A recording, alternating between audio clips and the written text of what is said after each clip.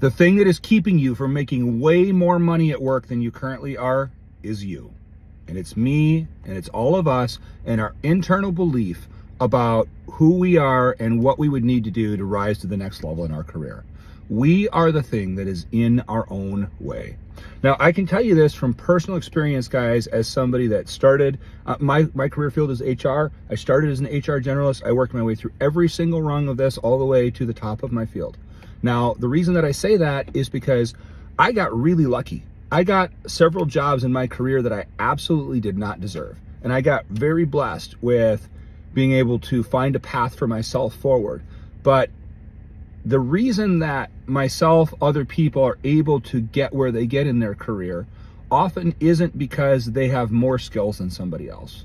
They might be able to communicate in a certain way that works for them better than other people. But what eventually happens is, as you have time that things happen in your career, experiences that you have, achievements that are reached, you start to develop an internal belief in yourself that allows you to be able to talk about it to other people and what you can do for a company. So let's give an example for this. If you're a director of marketing, okay, it's a common title. It's probably about $120,000 job at most places in the United States. Now, that person decides that they want to be a chief marketing officer at a company. What would that person need to do to get to that level? Because they got to go, okay, so I got to go. I started as a marketing assistant. Then I maybe went to, a marketing rep, then I went to a marketing coordinator, then I went to a marketing manager, then I went to a director of marketing. Now I'm trying to get to a VP of marketing so I can get to a president of marketing so I can get to a chief of marketing role. That's the ultimate goal for my career, if that's your goal. Okay. So remember, you don't exist in a bubble in your career at your current company, guys. It's not just the job that you're in at your current company. It's also how you're going to be perceived holistically in your career. So the very first thing that you need to do in order to make this work is to sit down with yourself and write out your ultimate goal. Literally take a piece of paper and pencil and write out, my goal is to be a chief marketing officer, and I think that can be achieved within the next 8 years, and I want to make $250,000. Let's just give an example. Okay, that's your goal. All right, so now you wrote out your goal. Make bullet points below it and put the steps that are going to be necessary to achieve it. Okay, so first I need to get a VP of marketing job, then a president of marketing job, then I can get that job. Okay, so that's the first 3 bullets. What else would you need to do? Would you need to think about what your professional image looks like, the kind of clothes that you wear to work? Is that going to affect how you're perceived? Is the fact that you don't have a certain degree or certification, or you're not part of a certain networking organization for that, going to affect that? Write those things down. You can have personal goals that affect this, like I don't look that professional in business clothes because I need to lose 20 pounds. You can put that in there.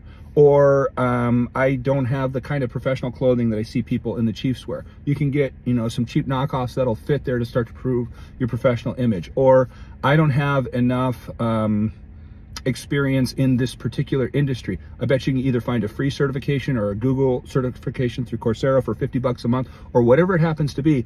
I bet you that you can find some method to level yourself up for free or low cost that you're not even considering.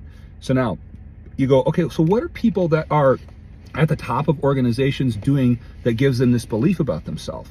Well, it's a collection of everything. Like I said, it's a collection of things that they've achieved, all of the experiences that they've had. So how can you get yourself there? Well, first of all, again, stop thinking of everything within your current company context, because maybe you're not going to be able to hit all those steps in your current company, and you're going to have to move 2 or 3 companies up through the next 8 years in order to get there. And so when you look at title changes, remember something about your career, everyone. What you have to remember is that if your current company has a director and you're at an 85-person company, there might be a VP role that has about the same level of responsibilities that's at a 50-person company. So titles aren't always congruent with size. So sometimes you have to drop down in size of an organization to get a higher title, and then sometimes you have to stay with that title and go to a bigger organization. So let's say you drop down to get a VP role, then you might have to take a few years at that, and then there's a role at a much bigger company, 2,500 people as a VP, and then you move up to that. But when people are looking at your resume, they don't go, well, it's X number of people versus X number of people. They see that you have 2 years experience as a VP. And remember how workplaces are, guys. It's confirmation bias. If you've already been a VP, it's much easier for a company to be able to justify you as a VP than if you've only been a director. See that? Because they are also looking at how they're perceived in the industry, the authority that comes with the title, everything else. So when you're hiring someone, you're going to want to say that you made a good selection, whether you're an HR, the hiring manager, whatever your vertical is, the chief of that role. It's going to be, okay, this person's already done this and has the experience that we need. Because companies want stuff pre-ready, right? They don't want to have to train and develop people, which they should anyway, let's be honest. But that's really how it gets thought of. So, all right, so you're going to write out your bullets that you have to achieve. The next thing you'll find out is that people that are the heads of organizations, I learned this because I've only been the head of my vertical for about 1.5 years. So when I got into this, I learned that, okay, these people, a lot of times at different companies, are on boards of other companies. These people are in all kinds of professional networks and affiliations at other companies. And if you don't have anywhere to start like that, you can look locally on things like Facebook and on LinkedIn for groups in your vertical. Like I'm in HR, you could look for local HR groups. You can go on LinkedIn and you can search out your vertical for HR groups, marketing groups, sales groups, whatever it happens to be that you want to become involved in. Then you start to network, then you start to post, then you start to talk. So you're making yourself well-known in your industry and you're getting interconnected. That way, if you meet a great head of sales for one organization and you're attending a virtual event with them and their chief marketing officer retires, that you're a name that they know in their head. Oh, and you were just posting last week on LinkedIn about a topic about this, about how you're trying to work with, some new social media. You're trying to work with AI. You're trying to grow and develop in this. You see what starts to happen is you're starting to brand yourself as a thought leader within your industry. And that is really what is necessary to be able to level up. Now, do people do it the traditional way all the time? Yes. But the internet is here, guys. Social media is here. Why not use it? Why not use it to develop the direction that you want to go for your career? So the thing that's keeping you back is all of the stories in your head about why you can't get there. I don't have the experience to do this. I don't have the degree to do this. I don't have the certification to do this. I don't drive this kind of fancy car. I don't have this kind of suit. They didn't either. They got it as they leveled up. And you will have to as well. But you can level yourself up far beyond what your current company thinks about you right now.